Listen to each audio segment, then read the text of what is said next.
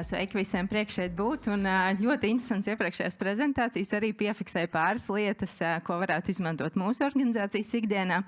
Un tad šobrīd mēģināšu ar jums padalīties ar dažām tādām iniciatīvām, ko esam uzsākuši mūsu uzņēmumā un arī kā vispār domājam par automatizāciju un kādi ir mūsu nākotnes plāni. Tad mazliet iepazīstināšu ar uzņēmumu, ko pārstāv. Tātad pārstāv uzņēmumu Tamro Baltics, kas patiesībā Baltijā ir jau kopš 93. gada. Tātad esam mazliet vairāk kā 30 gadus. Un mūsu galvenā darbības joma ir medicīnas preču vairumtirdzniecība. Lepojamies, ka esam daļa no Phoenix Group uzņēmumiem, kas ir tirgus līderis Ziemeļvalstu un Baltijas valstu tirgos un Eiropā tieši šajā medicīnas preču vairumtirdzniecības jomā. Un arī Baltijā mēs kā Tamro Baltics esam lielākais tirgus dalībnieks šajā jomā. Mūsu galvenās darbības jomas tātad ir šī medicīnas preču vairumtirdzniecība. Līdz ar to, tad, domājot par automatizāciju, jāsaprot, ka mūsu procesi lielākoties ir preču pasūtīšana, preču piegāde, līdz ar to mums ir liels noliktavas un nāk klāt arī noliktavas process, kur arī daudz gribam domāt par automatizāciju un kā to visu kaut kā vairāk optimizēt. Tad atsevišķa joma mūsu uzņēmumā ir arī medicīnas preču mazumtirdzniecība. Baltijā mums ir savs aptieku tīkls, kas ir Beno aptiekas, droši vien, ka ir zināms un cerams, ka arī izmantojat. Un vēl viena joma, kas ir mazliet mazāka, bet arī mēģinam attīstīt, ir medicīnas produktu zīmolu pārstāvniecība. Tātad mums arī ir savi speciālisti, kas var šo zīmolus pārstāvēt. Tad sākšu ar tādām iepriekšēju gadu laikā īstenotajām lielākajiem automatizācijas projektiem, kas ir jau devuši iegūmus uzņēmumu darbībā. Pirmais no tiem ir klientu portāla ieviešana, ko ieviesām visās 3 Baltijas valstīs. Līdz ar šo te portālu tad klienti var automatizētā veidā paši veikt savus pasūtījumus. Ja iepriekš tas viss notika tikai mums piezvanot mūsu klientu servisa centram vai rakstot ēpastos vai aizpildot formu, tad šobrīd to klienti ļoti ērti un ātri var veikt arī šajā te portālā. Tāpat klientiem tur ir pieejama informācija arī par rēķiniem, dokumentiem, dažādu veidu reporti. Klienti tur var iesniegt pretenzijas un atgriešanas pieprasījums un apskatīt arī mārketinga materiālus. Līdz ar to šeit ar šo te projektu ir iegūms gan klientiem, ka ir ātrāki procesi, viņiem ir ērtāk, gan arī mums pašiem, jo šādā veidā esam automatizējuši daļu no darbiem, ko iepriekš mūsu darbinieki veica manuāli. Tad nākamais no tādiem lielajiem projektiem bija Relax sistēmas ieviešanas projekts, kas patiesībā vēl joprojām noris, jo šo sistēmu arvien papildinam un uzlabojam, skatāmies, ko vēl tur varētu īstenot tā, lai iegūtu maksimālu labumu.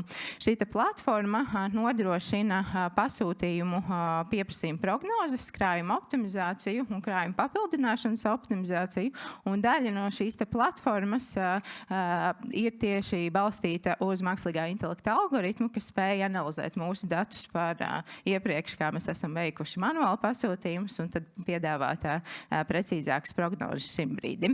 Un, jā, iepriekš bija tā, kad mūsu piegādes ķēžu speciālisti stundām sēdēja lielos Excel failos, mēģinot aprēķināt un saprast, kādus tad pasūtījumus šodien no piegādātājiem mums ir nepieciešams veikt, un kādu un cik daudz produktu mums būtu noliktavā nepieciešami, tad šobrīd to palīdzēja īstenot šī platforma.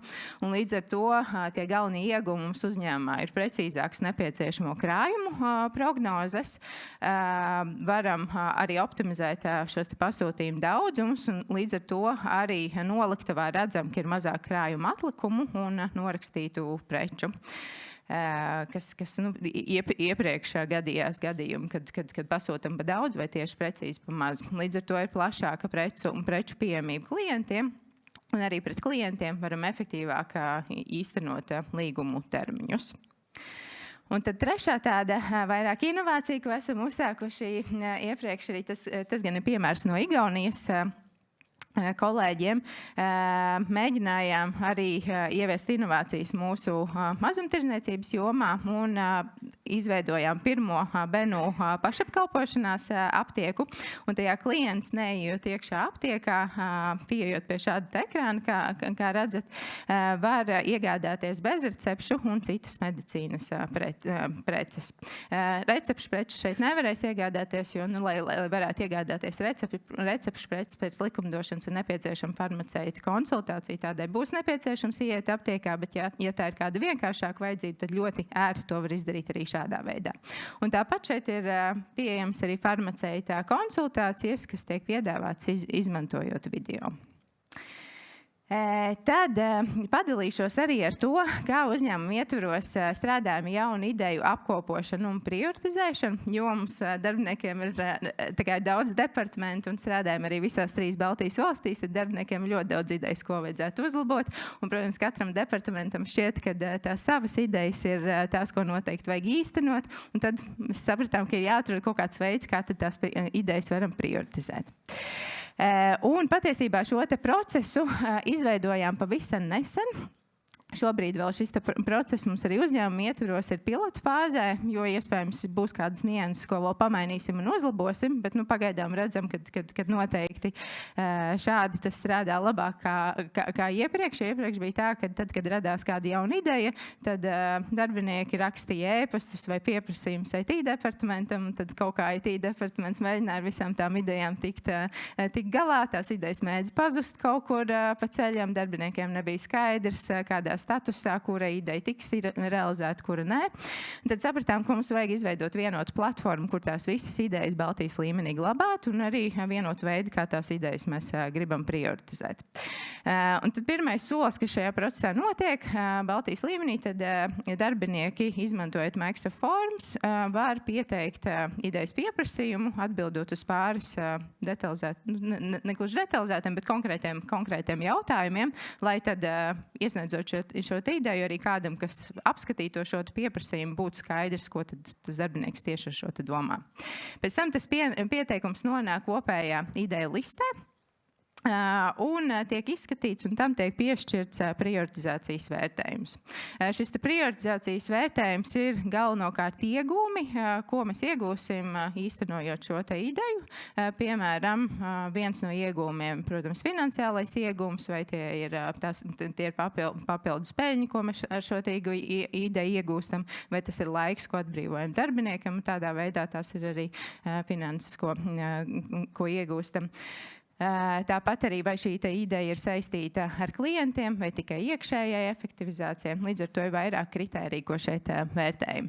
Tad, kad tas tiek izdarīts, tad ideju izrunājam ar mūsu IT komandām, kas tad palīdz saprast, kas būtu labākais risinājums, kā šo ideju īstenot. Vai tā ir konkrēta sistēma, kur mēs varam izmantot, vai nepieciešama uzlabojuma sistēmā.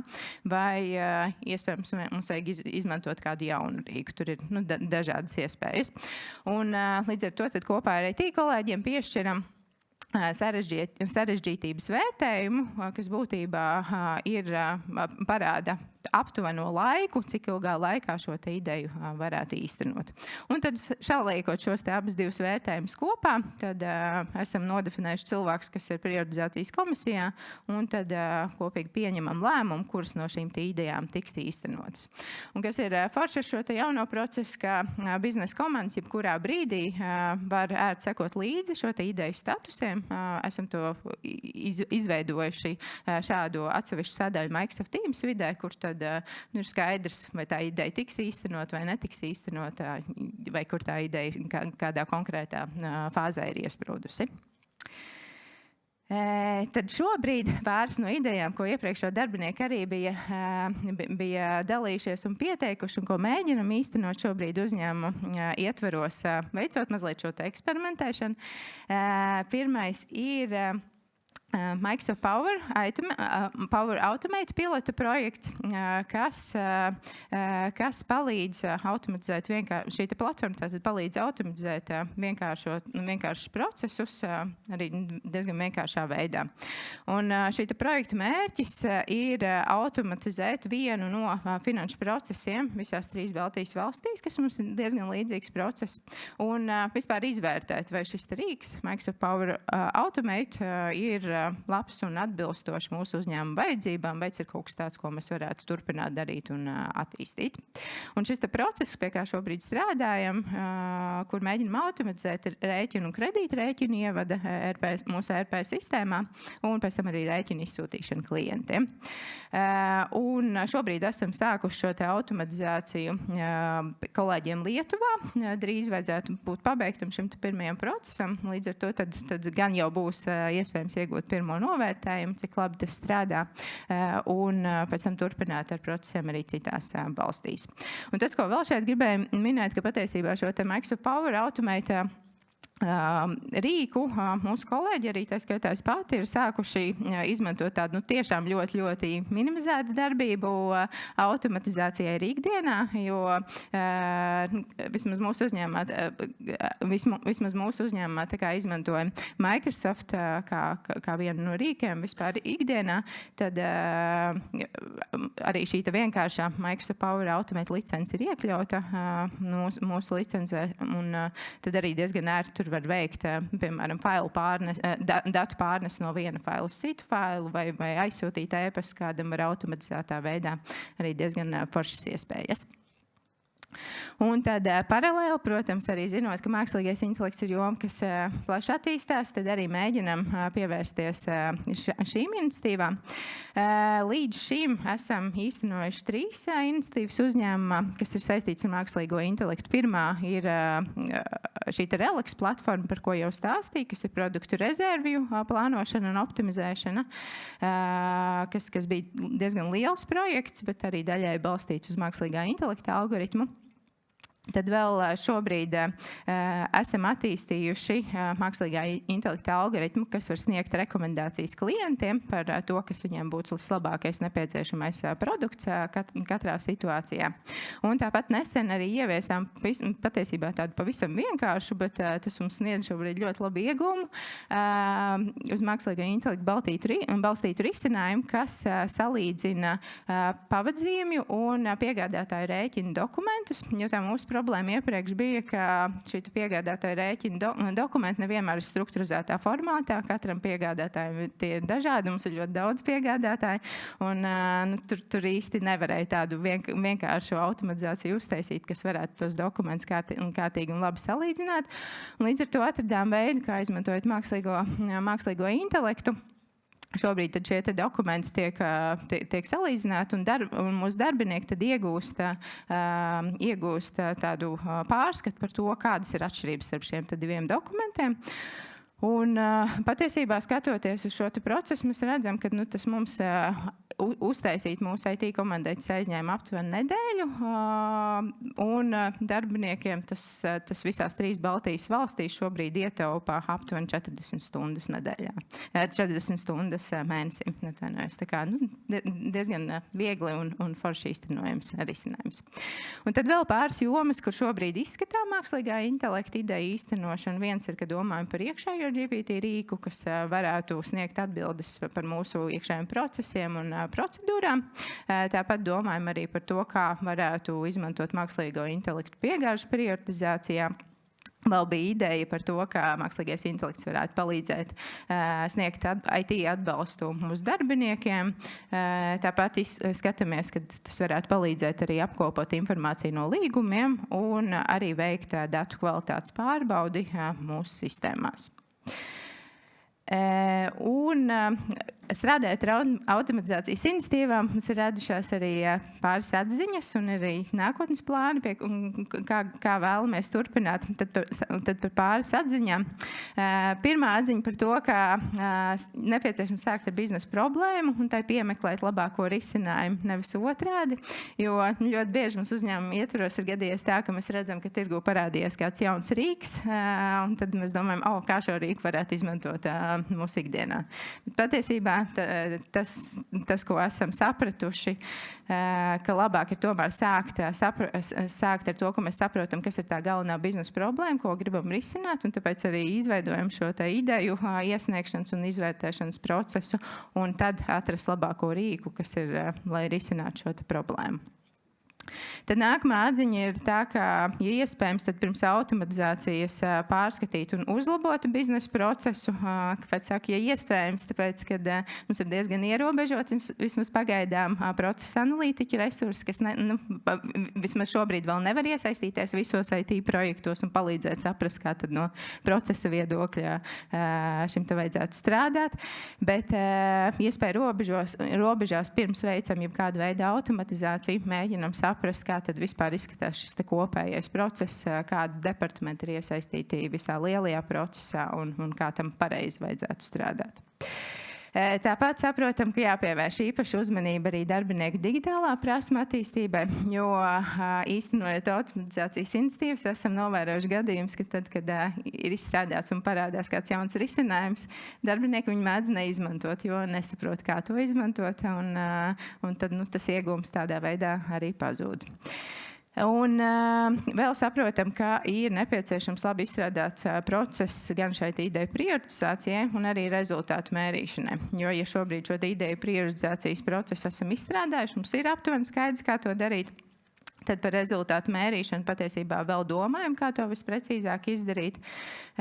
Jo gribētos, lai tā, ka tās idejas, kas ir tikušas īstenots un tikušas prioritizēts un ir sagaidāms kāds iegūms, ka pēc tam tas iegūms arī kaut kādā veidā tik nomērīts, ka mēs saprotam, ka jā, šis strādā. Un tad par nākotnes plāniem pirmais ir turpināt eksperimentēt mākslīgo intelektu, skatīties, kādas idejas varam īstenot, kurās jomās, kā labāk varam to izmantot. Nākamais ir strādāt pie datu kvalitātes sakārtošanas, jo saprotam, ka, lai mēs varētu veikt šīs automatizācijas iniciatīvas un it sevišķi ar visu, kas saistīts ar mākslīgo intelektu, mums ir nepieciešami labi dati, kas mums šobrīd uzņēmumā nav tādi, kā mēs to gribētu. Līdz ar to tad arī plānojam veikt atsevišķu projektu, kuru laikā tad mēģināsim sakārtot mūsu datu plūsmas. Tad tāpat domājam arī par procesu standartizāciju, par to, lai mūsu IT ekosistēma būtu vienāda visā Baltijas līmenī. Un šobrīd redzam, ka arī lokālā līmenī valstis mēģina izmantot savus rīkus, bet gribētos, lai tas viss strādā tomēr kaut kā kopā, kad arī ir vieglāk īstenot automatizācijas iniciatīvas. Un pēdējais ir šī rezultātu mērīšana, ko jau minēju, kas ir kaut kas tāds, ko arī vēlamies izstrādāt vadlīnijas un procesu, kā varam izvairīt iegūmu no automatizācijas iniciatīvām. Tas no manis viss. Teikšu jums paldies. Ja ir kādi jautājumi, tad droši labprāt atbildēšu.